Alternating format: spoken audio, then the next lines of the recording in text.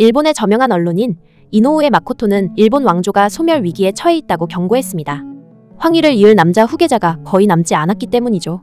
문제는 단순히 남성 후계자가 부족한 게 아닙니다. 황실의 구조 자체가 위기의 근본 원인인데요.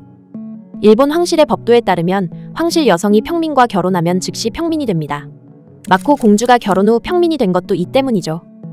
그렇다면 황실 남성이 결혼을 해 아이를 순풍순풍 낳아줘야 하지만 그마저도 쉽지 않습니다.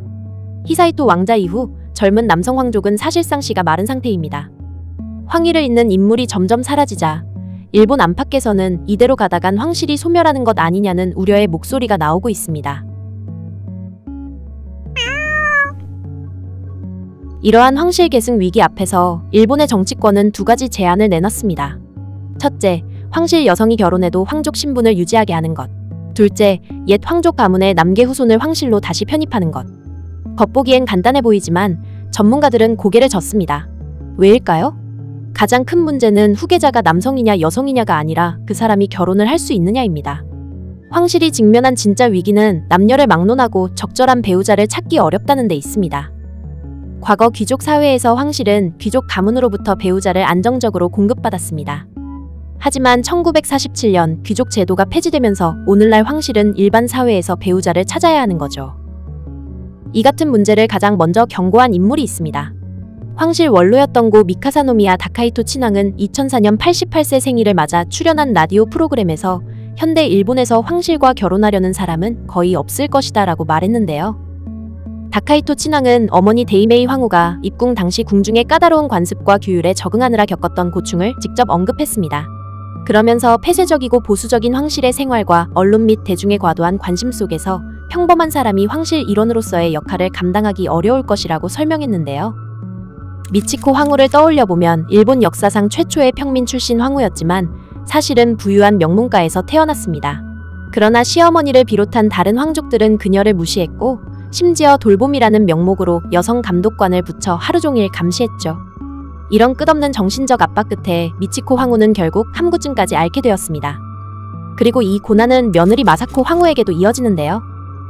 하버드 출신 외교관이자 고스펙 초엘리트였던 그녀는 나루히토의 집요한 구애와 주변의 압박으로 마지못해 나루히토와 결혼했는데요.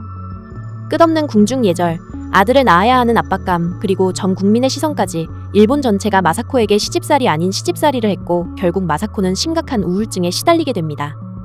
황실에 시집가는 여성들은 끝없는 규칙을 감수해야 하고 한때 누리던 자유도 상당 부분 포기해야 합니다. 그래서 일본 황실과의 결혼을 꿈꾸는 여성은 거의 없죠. 애초에 대부분의 일본 사람들은 황실과의 결혼은 불가능하다고 여깁니다. 이유는 간단합니다. 황실이 배우자를 고를 때 엄격한 조건을 적용하기 때문입니다. 가문의 배경이 훌륭해야 하고 순수한 일본 혈통을 지녀야 하며 무엇보다 혼전 경험이 없는 처녀여야 한다는 조건이 대표적이죠. 최근 들어서 현 일왕의 외동딸 아이코 공주의 인기가 급상승하면서 아이코를 여제로 세우자는 목소리가 커지고 있습니다. 이런 분위기를 의식한 듯 야당 일각에서도 여성 혈통의 세습은 반대하지만 여제는 찬성한다는 식의 애매한 입장을 두고 있는데요. 이 방안에 따르면 아이코 공주가 즉위하더라도 일반인 남편과의 사이에서 태어난 아이는 황위를 잇지 못한다는 얘기가 됩니다. 이미 좁아진 계승의 길을 더욱 막다른 길로 만들 뿐인 거죠. 여제가 낳은 자녀가 황위를 계승할 수 없다면 여제와 그 남편 그리고 자녀들은 자신들의 역할을 어떻게 이해해야 할까요? 이 문제는 남녀 모두에게 심각하지만 특히 여제나 여성 황족과 결혼하는 남성의 경우 더 큰 난관이 예상됩니다. 오랫동안 여성이 전업주부의 역할에 머물러온 일본 사회에서 남성이 여제나 다른 여성 왕족의 배우자로 황실에 들어갈 경우 자신의 위치와 존재 이유에 대한 깊은 고민을 하게 될 것입니다. 전문가들은 왕의 상징적 역할이 이어지길 바란다면 황실을 보다 인간적으로 바꾸기 위한 조치가 필요하다고 합니다. 지금처럼 엄격한 제도와 숨막히는 환경을 강요한다면 오랜 역사를 지켜온 일본 황실은 오히려 더 빨리 사라질 것이라고 경고합니다.